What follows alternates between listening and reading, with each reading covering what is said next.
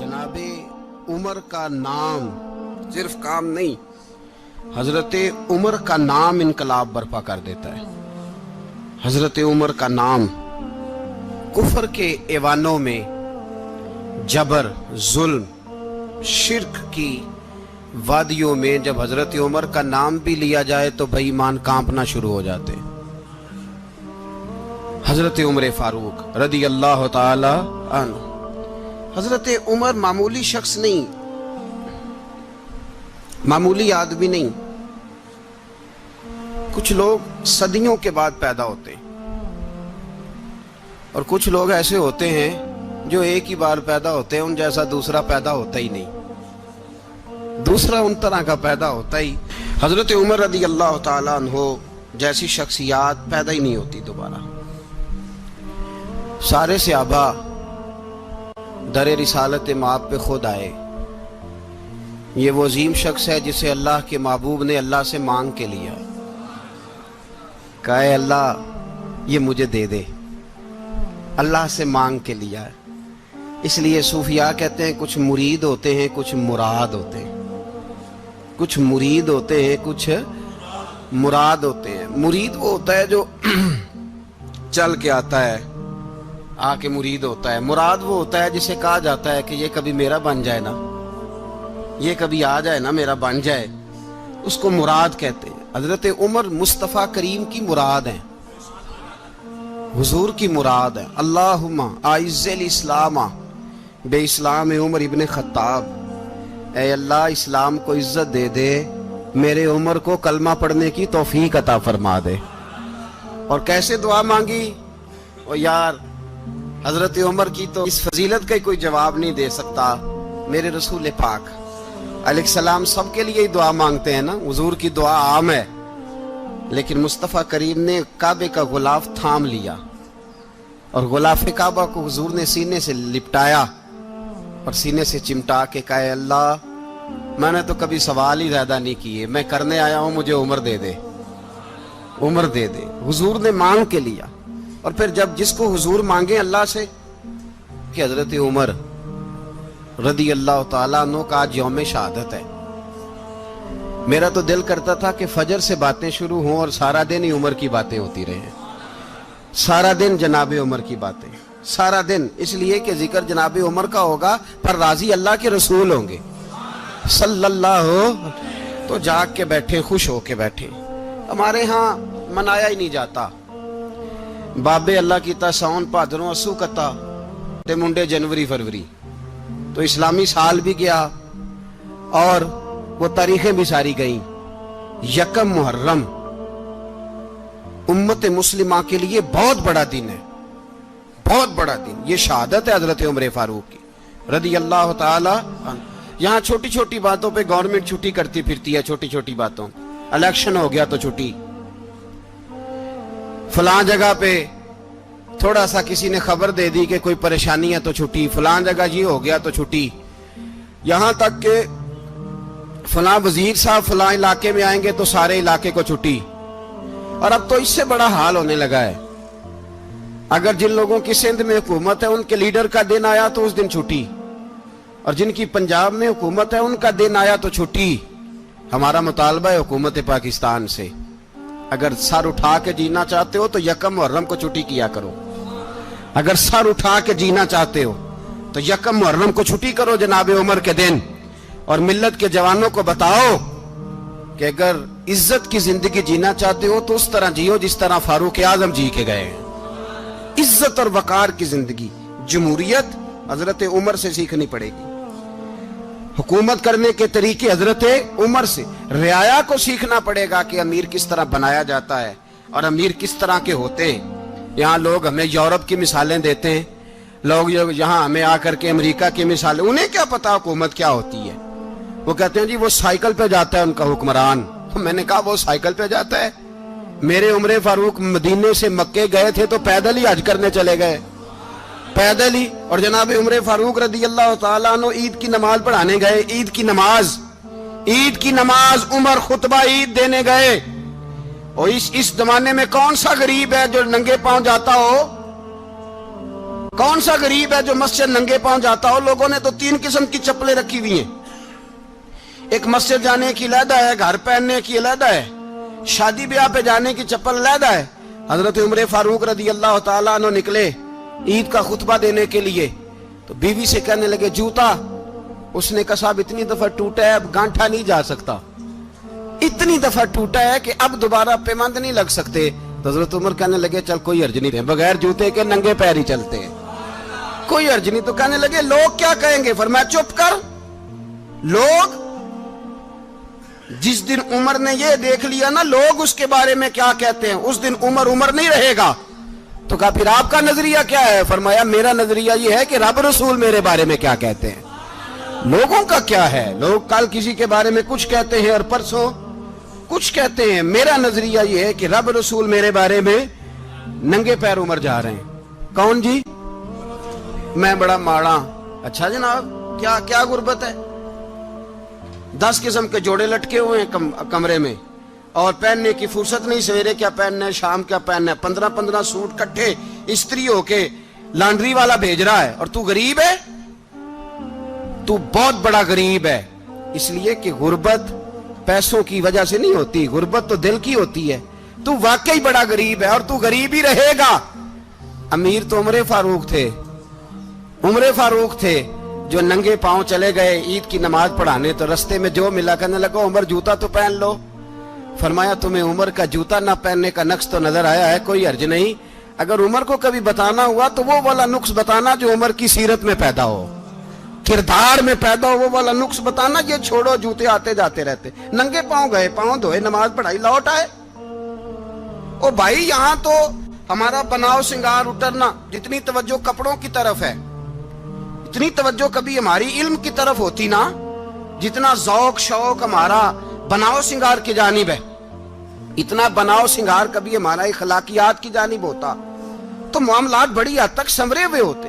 حضرت سیدنا فاروق اعظم رضی اللہ تعالی اپنی زندگی کو ترتیب دیا،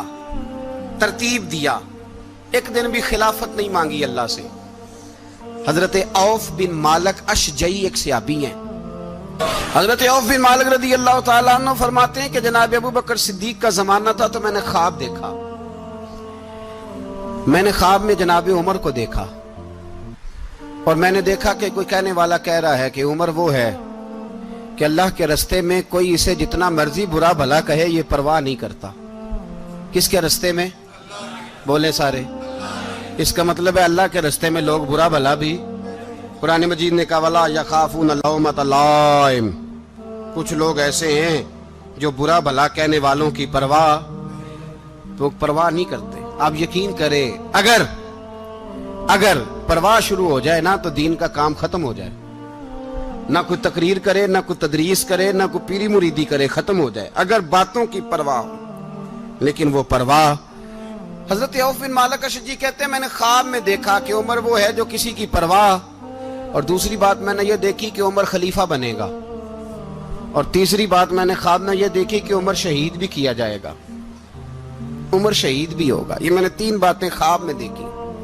فرماتے ہیں میں نے آ کے خواب حضرت ابو بکر صدیق کو سنائی، وہ خلیفہ تھے، وہ کہنے لگے ٹھہر جا میں عمر کو بلاتا ہوں اس کے سامنے دوبارہ سنانا، اس کے سامنے۔ فرماتے ہیں میں نے بلایا حضرت عمر فاروق کو، آ کے بیٹھے، خواب شروع ہوا۔ کہ ایک بات تو میں نے یہ دیکھی کہ آپ ملامت کرنے والے کی پرواہ نہیں کرتے، دوسرا آپ خلیفہ بنے گے۔ جناب عمر کہنے لگے چپ کر، ابو بکر کے سامنے ہی کہہ رہا ہے، چپ کر، خلیفہ کے سامنے ہی کہہ رہا ہے۔ تو حضرت ابو بکر صدیق کہنے لگے عمر اسے کہنے دو، مجھے لگتا ہے رب کی رضا یہی ہے کہ میرے بعد اگر مصطفیٰ کا منبر ملے تو عمر کو ہی ملے، اسے کہنے دو۔ یار یہاں تو لوگ ڈینگے مارتے ہیں، یہاں تو لوگ دعوے کرتے ہیں میرے سامنے فلانے کو بھی بٹھاؤ، فلانے کو بھی بٹھاؤ، اس کو کیا پتا، اس کو کیا پتا، یہ تو بڑکے مارنے کا دور ہے۔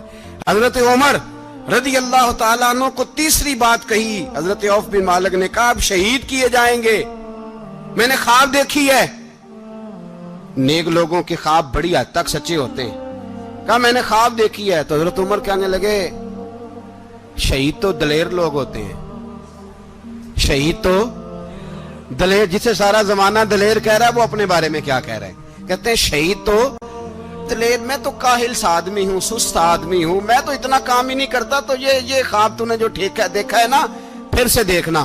تو ابو بکر صدیق فرمانے لگے عاجزی نہ کر، انکساری نہ کر، تو جو کہہ رہا ہے ٹھیک کہہ رہا ہے، لیکن مجھے سن کے شکر بھی ہوا ہے اور افسوس بھی ہوا ہے۔ افسوس اس بات کا کہ تیرے جیسا بطل عظیم چلا جائے گا، اور شکر اس بات کا کہ رب تجھے زندگی بھی اعزاز والی دے گا، اور شہادت کی موت دے کے اللہ تجھے موت بھی عزت والی عطا فرمائے گا۔ اللہ موت بھی تجھے عزت والی دے گا، تجھے کاہلوں جیسی موت اللہ۔ حضرت فاروق اعظم رضی اللہ، او بھائی یہاں تو اس زمانے کا سب سے بڑا مسئلہ پروٹوکول ہے۔ لوگوں پتہ ہوتا ہے کامل پیر ہے، کامل مرشد ہے، لوگ نہیں جاتے۔ میں کسی کا مرید ہو جاؤں، میرا پروٹوکول کدھر گیا؟ پتہ ہوتا ہے یہ کامل استاد ہے، میں اس کے پاس بیٹھوں گا تو میری تربیت کرے گا، لیکن لوگ شاگرد نہیں بنتے۔ میں کدھر گئی؟ یہ پروٹوکول کی مصیبت ہے نا، اس نے بڑے بڑے لوگ زیرو کر دیے، بڑے بڑے لوگ۔ اور یہ مت سمجھے کہ آپ کا وزیر اعظم پروٹوکول لیتا ہے یا آپ کا صدر پروٹوکول، وزراء، ایسی کوئی بات نہیں۔ ہم چھوٹے طبقے سے لے کر بڑے سارے پروٹوکول کے قائل ہیں۔ ہمارا تو داماد بھی کہتا ہے کہ مجھے پوچھا نہیں میں تمہارے گھر کیوں آؤں۔ ہمارا تو بھائی ہر شخص اعلان کرتا ہے پروٹوکول کا، فلانے نے عزت نہیں دی تو واپس آ جاؤ، فلانے نے سلوٹ نہیں کیا تو واپس آ جاؤ۔ لوگ جہاں سلوٹ کرنا چاہیے وہاں بھی سلوٹ کرانے کے قائل ہیں۔ پر حضرت عمر رضی اللہ تعالی، حضرت عمر کی سادگی اور پھر جناب عمر کی عاجزی، جب انسان اپنے اوپر سوار کر لیتا ہے نا، سوار کر لیتا ہے، میں بدکار پرانا خادم، کسے در ملی نٹ ہوئی، تے واصف یار نے نظر جو کی تھی تے واصف ہی۔ میں اکثر سوچتا ہوں حضور نے جہاں بھی کہا نا، فرمایا میرے بعد نبی ہوتے تو خطاب کے بیٹے عمر ہوتے۔ حضور نے فرمایا عمر جس رستے سے جاتا ہے شیطان وہ رستہ بدل جاتا ہے۔ نبی پاک صلی اللہ علیہ وسلم نے فرمایا میرا عمر وہ ہے کہ اس کی زبان پر حق جاری ہے۔ حضور علیہ السلام نے فرمایا 950 سال حضرت جبریل میرے عمر کی شان بیان کریں تو ان کی عظمت ختم نہیں ہوتی۔ 950 سال جبریل عظمت بیان کرے تو ختم نہیں ہوتی۔ یہ بات ہے حضرت عمر کی، اور فرمایا عمر ابو بکر کی نیکیوں میں سے ایک نیکی ہے، یہ شان ہے اب عمر فاروق رضی اللہ تعالیٰ عنہ کی۔ حضور نے فرمایا میرے بعد نبی ہوتے تو عمر ہوتے، جس گلی سے عمر آئے شیطان رستہ بدل جائے۔ میرے عمر فاروق کی شان 950 سال بیان ہو تو ختم نہ ہو۔ عمر کی زبان پر اللہ حق بیان کرتا ہے، جو عمر کہتا ہے وہی رب کر دیتا ہے۔ حضور ساری زندگی فضیلتیں بیان کرتے رہے، عمر جواب میں کیا کہتے ہیں؟ کوئی بتائے نا کہ یہ والی حدیثیں کبھی عمر نے بھی روایت کی ہوں کہ حضور نے میرے بارے میں یہ کہا ہے۔ یہ روایتیں وہ روایت نہیں کرتے، ان سے جب لوگ کہتے عمر تیری بڑی بات ہے تو عمر رو پڑتے، کہتے میں تو اونٹ چرانے والے باپ کا بیٹا ہوں، میں تو اونٹ چرانے والے باپ کا بیٹا، اونٹ چرا۔ اس سے آگے عمر گئے ہی نہیں ساری زندگی، اس سے آگے لفظ ہی نہیں ادا کی۔ اور میں تو بھائی اونٹ چرانے والا، میرا باپ تو اونٹ چرایا کرتا تھا، 10 اونٹ تھے، میری ڈیوٹی ہوتی تھی، سنبھالے نہیں جاتے تھے، ابا ڈنڈوں سے مارتا تھا۔ ساری زندگی عمر حج کرنے گئے، ایک خشک تنا کھجور کا عمر فاروق رضی اللہ تعالیٰ عنہ نے اس کو اپنے کلاوے میں لیا، رونے لگے۔ لوگوں نے کہا عمر کیا ہوا؟ فرمانے لگے یہاں میں اونٹ چرایا کرتا تھا، یہاں میں اونٹ چراتا تھا، 10 اونٹ سنبھالے نہیں جاتے تھے۔ دیکھو رسول اللہ کی شان، آج ساری امت چلانے کا طریقہ عطا فرما دیا ہے، ساری نظریے سے پیار۔ یار پیسہ کس کو برا لگتا ہے؟ آپ جس آدمی کی 50 کروڑ کی پراپرٹی ہے اس کو پوچھیں سب سے غریب، آپ کو وہی نظر آئے گا۔ وہ کہے گا میں ٹائٹ ہوں، حالات بڑے۔ میں کئی باری پوچھے انہوں نے، میں کہتا ترجمہ بھی 10 چھڑو کی، ہمیں تو سمجھ نہیں آتی، اور ٹائٹ حالات کون سے ہوتے ہیں جی؟ جس آدمی کا کروڑوں میں کاروبار ہے نا، اس کو آپ چھیڑے وہ رونے لگ جائے گا، رونے۔ تو کئی میں نے ایسے دیکھے ہیں کرائے کا مکان ہے، ان سے پوچھے صاحب کیا حال ہے، تو کہتے ہیں جتنی اللہ نے شان والی زندگی ہمیں عطا کی ہے کسی کو نہیں دی ہوئی۔ اس کا مطلب ہے خوشی بھی یہی ہے اور غم بھی یہی ہے، اندر سے خوشی ہے، اندر سے ہی۔ تو نے اگر راضی رہنا ہے تو ادھر سے رہنا ہے، ناراض رہنا ہے تو بس اپنے آپ کو خوش رکھے گا تو ہو جائے گا۔ سارے صحابہ مل کے آئے، کہنے لگے عمر فاروق سے کہنا ہے نبی پاک کے زمانے میں تو ظاہراً غربت تھی، ابو بکر کے دور میں بھی غربت تھی، اب تو بڑا مال ہے، عمر سے سفارش کرو کہ عمر نیا کرتا پہنا کرے۔ ملکوں کے سفیر آتے، عمر وہی پھٹی پرانی چادر اوڑھ کے اور وہی کئی جگہ پہ پیوند لگے سوٹ پہن کے سفیروں کے سامنے بیٹھ جاتا ہے۔ عمر کو مشورہ دو، طے ہو گئی بات۔ سب نے جب مشورہ دے لیا تو سارے کہنے لگے یہ بتاؤ شیر کی مونچھ کو ہاتھ کون لگائے گا؟ کہنا کس نے ہے؟ بندہ بھی تو ڈھونڈو نا۔ نے کہا جناب میرا یہ خیال ہے کہ مولا علی شیر خدا کہیں گے، کیونکہ جس شخص کی عمر کو سب سے زیادہ حیا کرتے دیکھا وہ شیر خدا مولا علی ہے، رضی اللہ تعالی علی کہیں گے، اس لیے کہ جناب علی تو کئی دفعہ جب گفتگو کرتے تھے تو حضرت عمر چپ کر جاتے تھے اور فرماتے تھے علی نہ ہوتا تو میں ہلاک ہو جاتا۔ تو کہا علی سے کہو۔ جناب علی شیر خدا کو بلایا، کس کام کے لیے؟ جی اللہ اکبر۔ یہ ذرا اپنے اس دور پہ اس بات کو ذرا لاکا جناب ان سے کہیں کہ زیادہ نہیں، ایک کرتا نیا پہن لے، سفیر آتے ہیں وزیر آتے ہیں تو ایک کرتا نیا پہن لے۔ حضرت علی کو بلایا، آپ فرمانے لگے کوئی اور بات ہوتی تو میں کہہ دیتا، یہ والی میں نہیں کہہ سکتا، کوئی اور ہوتی تو میں عمر کو کئی دفعہ کہہ دیتا ہوں، جلال میں بھی تو سن، یہ والی میں نہیں کہہ سکتا، میں تمہیں ایک مشورہ دیتا ہوں۔ کہا وہ کیا؟ کہنے لگے سید عائشہ صدیقہ سے کہو، وہ مومنوں کی ماں ہیں، عمر ٹالے گا نہیں۔ اماں جی سے جا کے کہا اماں جی نیا کرتا عمر سے کہیں پہن لیں، وزیر آتے ہیں بڑے بڑے لوگ تو چلو کوئی حرج نہیں۔ اماں جی نے کہا اچھا کوئی بات نہیں میں بلا لیتی ہوں۔ جناب عائشہ نے پیغام بھیجا، جب خادم نے کہا نا مصطفیٰ کے گھر سے پیغام آیا ہے تو 20 لوگ بیٹھے تھے، عمر کانپتے ہوئے اٹھے، کانپتے دوڑے۔ حضرت عائشہ پردے میں تھی تو فرماتی ہیں عمر اتحیات کی حالت میں بیٹھ گئے۔ کہا اماں جی دیر تو نہیں ہو گئی مجھے آنے میں؟ کہا نہیں ٹائم پہ آ گئے ہو۔ کس لیے بلایا تھا؟ کہا عمر دیکھو غربت کے معاملات اور ہوتے ہیں، جب اللہ آسانی دے تو کوئی چیز استعمال کرنا حرام نہیں ہوتی، اگر حرام ہے تو بتاؤ۔ کہا نہیں اماں جی حلال ہی ہے۔ تو فرمایا پھر اتنے سفیر آتے ہیں مشیر آتے ہیں، اب تو مال غنیمت بڑا آتا ہے، ڈھیر لگ جاتے ہیں مسجد میں، تو چل ایک نیا کرتا تم بھی پہن لیا کرو، اور آپ نیا کرتا پہنو گے تو دھاک بیٹھے گی غیروں پر۔ تو صحابہ کا مشورہ ہے کہ آپ نیا لباس پہنے۔ اماں جی کہتی ہے میں نے حکم دیا تو عمر چپ کر گئے، گردن جھک گئی۔ تھوڑی دیر کے بعد سیدنا عمر فاروق نے سر اٹھایا تو داڑھی پہ آنسو گر رہے تھے، رو پڑے، کہنے لگے پاک محبوب کی پاک بیوی جیسے حکم کرتی ہو میں حاضر ہوں، پر مجھے وہ والا لباس پہنانا جو میرے مصطفیٰ نے پسند فرمایا ہے، اگر یہ رنگ رسول پاک کا ہے تو میں حاضر ہوں، اور اگر نبی پاک کا نہیں تو پھر جیسے آپ حکم کریں۔ جناب عائشہ کہتے ہیں عمر روئے تو میں زیادہ روئی، میرا پلو بھیگ گیا آنسوؤں سے۔ میں نے کہا عمر آپ جائیے۔ عمر یوں نکلے تو جو صحابہ کھڑے تھے وہ کونے میں تھے، سارے آ گئے۔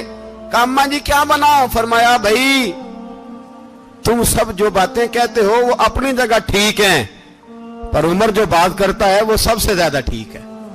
عمر جس پہلو پر بات کرتا ہے وہ یار ایسی عاجزی، ایسا رنگ، ایسا انداز، ایسا طرز حیات، ایسی زندگی۔ اولاد کے معاملے میں لوگ بزدل ہو جاتے ہیں، بزدل، پر حضرت عمر کا بیٹا مصر گیا، وہاں سے کمائی کر کے لایا، تجارت کرنے گیا، لاکھوں کا مال۔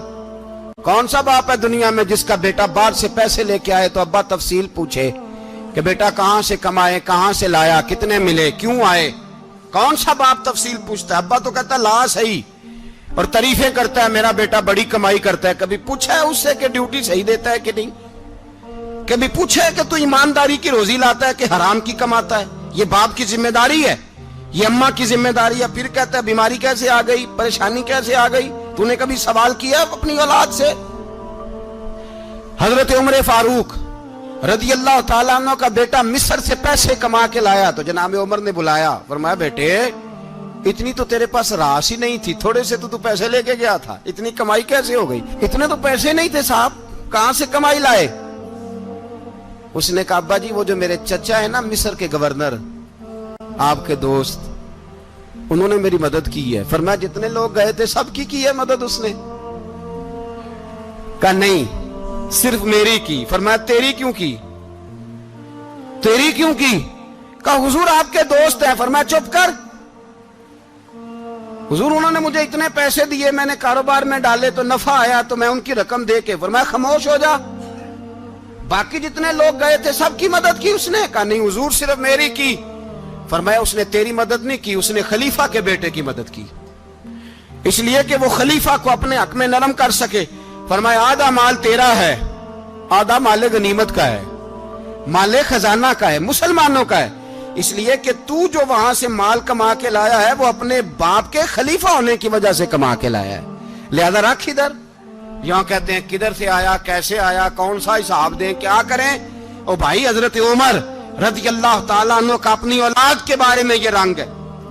ایک جنگ سے نا خوشبو آئی, خوشبو بڑی مہنگی ہوتی تھی, عرب میں خوشبو آج بھی بڑی مہنگی ہے, وہ زیادہ استعمال کرتے ہیں. میری باتوں کی سمجھ آ رہی ہے میرے بھائیوں؟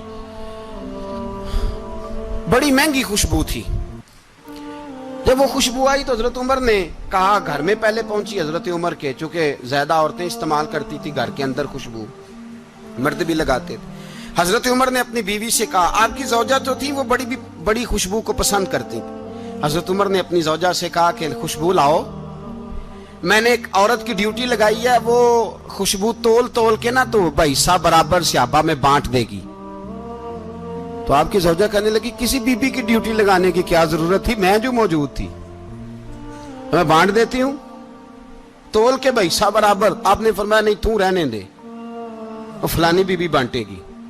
کہا حضور میں نے بھی بانٹنی ہے, میرے پہ کچھ حق ہے؟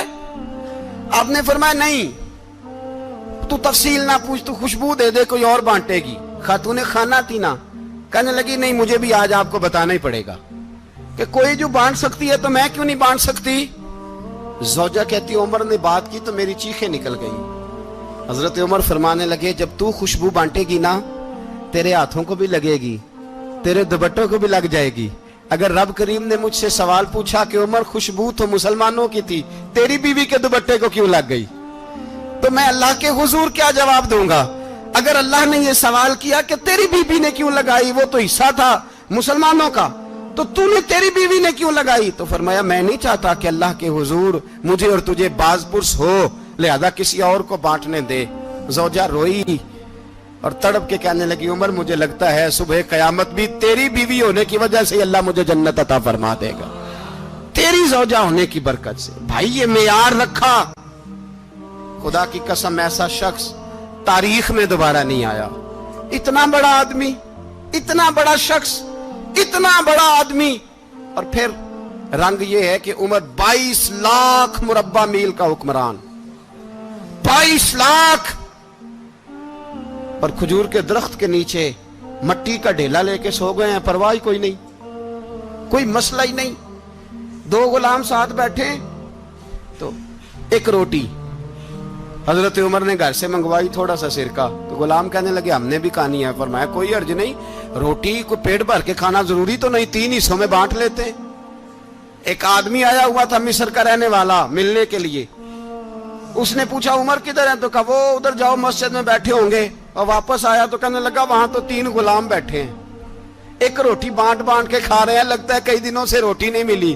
کہا 3 غلام تو کوئی نہیں, وہاں 2 ہی تھے, تیسرے تو امیر المومنین تھے. اس نے کہا نہیں 3 غلام ہیں, کپڑے بھی ایک طرح کے پہنے ہوئے, بلکہ 2 کے تو پھر صحیح ہیں, تیسرے کے تو زیادہ ماڑے ہیں.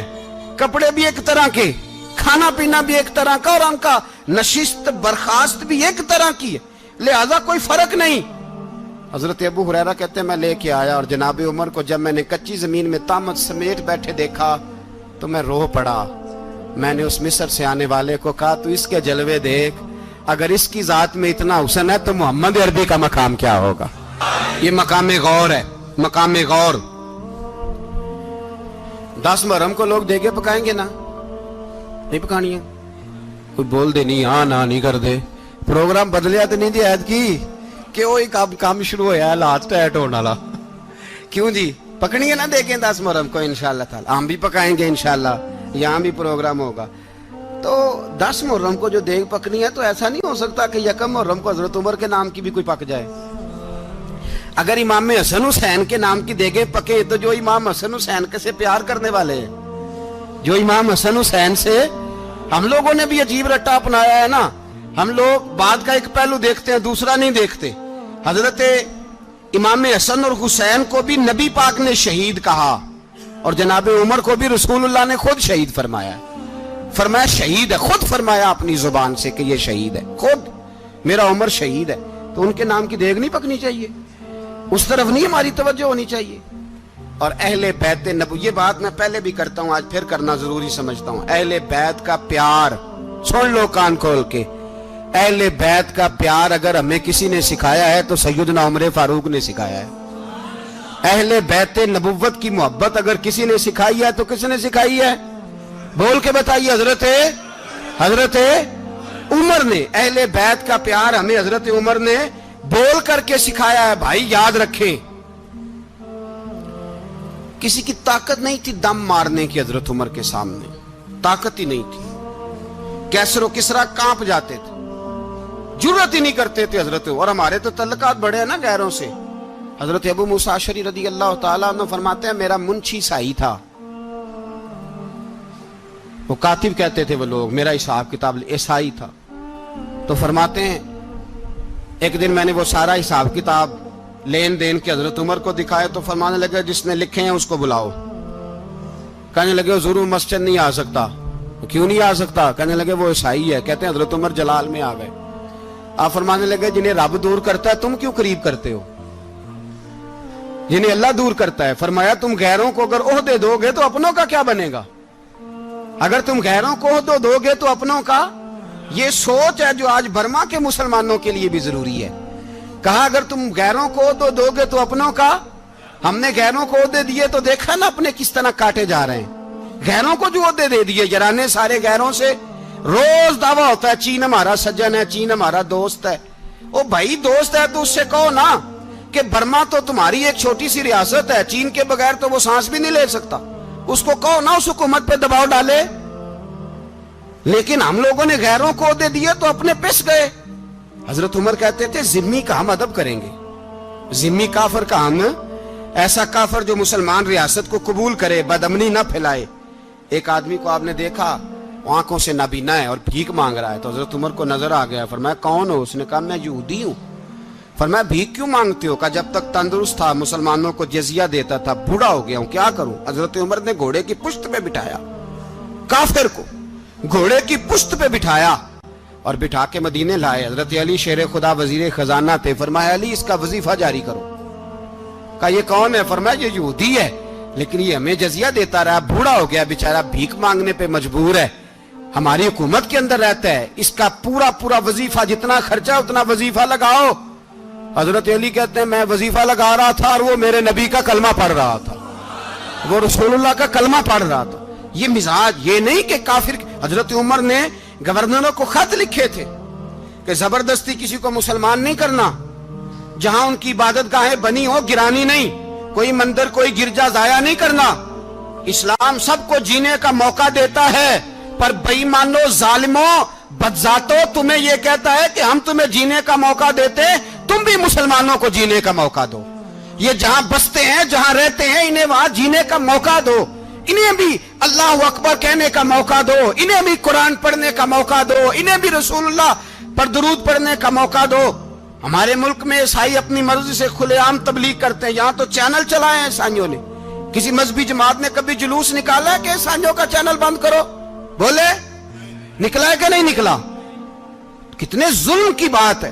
ہم جب غیر کو اتنا تحفظ دیتے ہیں، اتنا تحفظ دیتے ہیں، ہم نے دیکھا ہے، مجھے بیسیوں لوگوں نے عید پہ ٹیلی فون کیے کہ عیسائیوں کو قربانی کا گوشت دے لیں، مجبور ہیں جی، دروازے پہ آ گئے ہیں، ہمارے کام کاج کرتے ہیں۔ بیسیوں لوگ، عام آدمی کے دل میں ان کا اتنا جذبہ ہے، وہ مسائل کا بیان کرنا ایک علیحدہ بات، لیکن ہمارے دل کافر کے حق میں بھی نرم ہو جاتے ہیں۔ تم کس قدر زیادہ بے ایمان ہو اور کفر کس قدر زیادہ ذلیل ہو گیا ہے کہ مسلمان کے حق میں نرم ہوتا ہی نہیں، اور اس سے بڑے ذلیل وہ ہیں جو ان ذلیلوں کے سپورٹر ہیں، وہ کسی عرب ملک کے حکمران ہو یا کسی اور جگہ کے، وہ بڑے ذلیل ہیں جو ان ذلیلوں کے سپورٹر ہیں، جو برما کی بچیوں کے قتل پر اپنی حکومتیں چمکا رہے ہیں، ने शर्म नहीं आती, इस कदर मुसलमान तड़पा है, लेकिन उन बेगैरतों को जरा होश नहीं आई। और ये उनके कमाश, उनके दलाल जो हर जगह उनकी सपोर्ट करके अपनी हुकूमतें कायम करते हैं, बेईमानों को पता नहीं कि कब इन पर अल्लाह का अजाब उतरेगा और किस तरह इनके परखशे उड़ेंगे। तुम्हें अपनी जिल्लत और रुसवाई नजर नहीं आ रही कि जमीन किस तरह तुम्हारे लिए तंग हो गई है? इससे ज्यादा और तुम्हारी रुसवाई क्या होगी? डरो अल्लाह से, और ये तो दुनिया का अजाब है। इन्ना बत्श रब्बिका लशदीद, मेरा रब कहता है कयामत तो कायम होने दे। इतना सख्त तेरे रब की पकड़ है, इतनी किसी दूसरे की हो सकती? याद रखिए और थोड़ा एहतियात करें हम सब लोग भी, जो हम लोग आधी जुबान बोल के भी इनकी सपोर्ट करते। अब शर्म आनी चाहिए हमें इन हुकूमतों की सपोर्ट करते जो मुसलमानों की लाशों के ऊपर हुकूमतें कायम करते हैं। शर्म आनी चाहिए। बहरहाल बात दूर निकल जाएगी और मैं अपने मजमून पे रहता हूं। अहले बैत का प्यार अगर सिखाया है तो जनाबे उमर ने सिखाया है, रदी अल्लाह ताला अन्हो। इमाम हसन मिलने, आप यकीन करें, मैं जब इस वाकया को पढ़ता हूं तो मेरा दिल झूम जाता है। मैं कहता हूं यार, डाडा होना अपनी जगह पे, इश्क होना अपनी जगह पे, इंसान का बावकार होना अपनी जगह। जहां खड़े होना था वहां ये खड़े होते थे, और जहां झुकना था वहां ये इन लोगों में इकबाल ने कहा था, तेरी निगाह नाज से दोनों मुराद पा गए। अकले की याबो जुस्तजू, इश्के हुजूरो इस तरह। जहां अगर आया है सामने कैसरो किसरा तो उमर जैसा दलेर कोई नहीं। अगर सामने आया ईरान का बादशाह तो उमर जैसा तगड़ा कोई नहीं। अगर आया है सामने गुस्सान का बादशाह तो उमर जैसा आदिल कोई नहीं। लेकिन अगर अली का बेटा आया है, अगर फातिमा के लाल पारे आए हैं, तो फिर फारूक आजम से जैसा मुहिब कोई नहीं, फिर उनसे जैसा प्यार करने वाला कोई नहीं। अंदर बैठे हैं जनाबे उमर, अंदर तन्हाई में कुछ वजीरों से गुफ्तगू हो रही है, मीटिंगें जारी हैं। आपके बेटे मिलने आए जनाबे अब्दुल्ला इब्ने उमर, अब्बा जी मिलने आए। बात ठहरो, बात कर रहा हूं, कोई ना अंदर आए। साहबजादा बाहर खड़ा है। थोड़ी देर गुजरी तो इमाम हसन भी आ गए। कौन आए?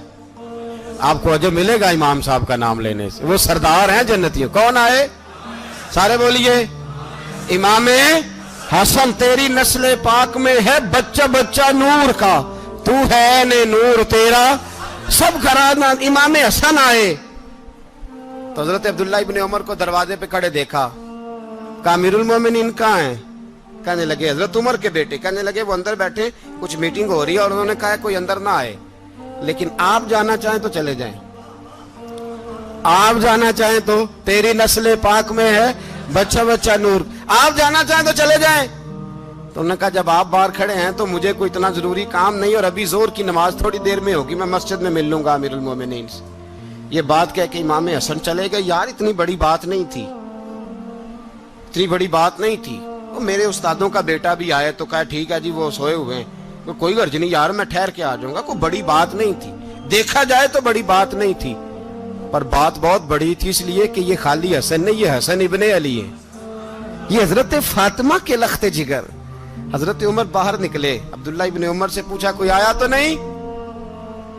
तो कहा हुजूर इमाम हसन आए थे। तो कहा फिर शहजादे को अंदर क्यों नहीं भेजा?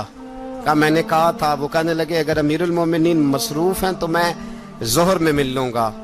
हजरत उमर रोने लगे। फरमाया बेटे तूने अच्छा नहीं किया। फिर मस्जिद नहीं गए, सीधे इमाम हसन के दरवाजे दस्तक दी। इमाम हसन बाहर आए। कहा शहजादे आए थे तो मिले क्यों नहीं? तो इमाम हसन कहने लगे हुजूर आपका अपना बेटा दरवाजे पे खड़ा था, आपका अपना बेटा दरवाजे पे खड़ा था, और मना भी किया था आपने, तो मैं जोर में मिल लेता। हजरत इमाम हसन फरमाते जोशे जज्बात में जनाबे उमर ने सर से पगड़ी उतार दी, जोशे जज्बात में। कहने लगे हसन मेरे बेटे का और आपका क्या मुकाबला? क्या उसकी मां का नाम फातिमा ज़हरा है? क्या उसकी नानी का नाम खतीजतुल कुबरा है? क्या उसके नाने का नाम मोहम्मद मुस्तफा है? आपका और उसका क्या मुकाबला? फिर रो पड़े और कहने लगे बेटे मैं मक्के के सहराओं में ऊंट चराया करता था, ये जो मेरे सर पर इज्जत के बाल हैं ये तेरे नाने के उगाए हुए। मैं मक्के के खबरदार शहजादे खबरदार। ओ भाई अहले बैत नबुव्वत के अदब का रंग अगर सिखाया है तो सैयदना उमर ने सिखाया है। हजरत उमर फारूक अथॉरिटी है, इस्लाम की अथॉरिटी। यकम मुहर्रम हजरत उमर की शहादत है। यहूदी बोल उठा, काफिर बोल उठा, अगर 6 महीने उमर दुनिया में और रहते तो दुनिया में कोई काफिर मौजूद न होता। 6 महीने। और जब इस बतले जलील का जनाजा उठा, अल्लाह, बुखारी पढ़िए ना, अल्लाह मरजुकना शहादतन फी सबीलिक, अल्लाह बिस्तरे की मौत ना देना, शहादत की देना। उमर शहीद हुए, मस्जिद नबी में नमाज पढ़ाते, और जब जनाजा उठा तो मदीने का फिर पीछे जो दलेर बचे वो मौला अली थे।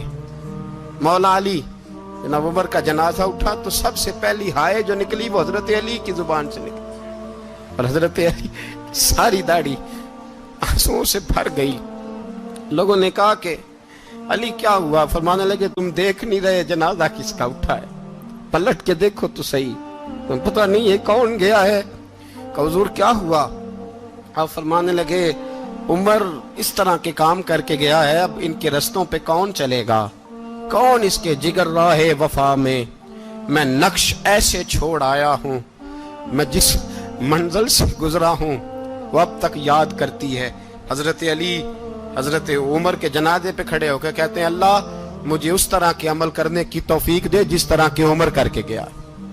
मेरे भाई, बतले अजीज, बतले हुर्रियत हजरत उमर रदी अल्लाह ताला अन्हो, जो अपनी जिंदगी इनकलाब वाली गुजार के गए। उमर जब दुनिया से गए तो 80 दिनार का कर्जा था। 22 लाख मुरब्बा मील का हुक्मरान, और अपने बेटे से कहने लगे, बेटे कोशिश करना तेरे खानदान वाले मिलके मेरा कर्जा उतार दे, मेरी कब्र पे बोझ ना रहे, और अगर खानदान वाले मदद न करें तो मेरे दोस्तों से बात करना, वो मदद न करें तो फिर अली से बात करना।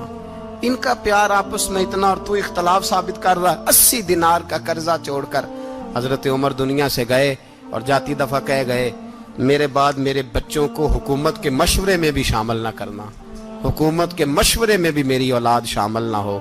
इतना बड़ा शख्स इतना बड़ा रंग दे के यकम मुहर्रम को जब उम्र फारूक का विसाल हुआ तो बेटे से कहने लगे, अम्मा आयशा से जाके कहो मेरा भी नबी पाक के रोजे में दफन होने को दिल करता है। एक कब्र की जगह है, अम्मा जी ने अपने लिए रखी है, बुखारी है बुखारी। हजरत आयशा के पास साहबजादे गए, कहने लगे, अम्मा जी उमर को जख्म लग गया है, हालत बड़ी परेशानी वाली है। वो कहते हैं, अगर अम्मा इजाजत दे। सैयद आयशा रो पड़ी, फरमाने लगी कि वो अपनी कब्र की जगह तो नहीं ना किसी को देता, पर उमर ने कमाल ही बड़ा किया। उसे कहो जाओ गुंबद खजरा में कयामत तक जो मुस्तफा पे और अबू बकर पे सलाम पड़ेगा वो तुझ पे भी सलाम पढ़ के जाएगा। जाओ, मैंने जगह दी। वरफाना लका जिक्र, वरफाना लका जिक्र, तेरी खुशबू मेरी चादे, तेरे तेवे मेरा जेवे, तेरी खुशबू मेरी चादे, तेरे तेवे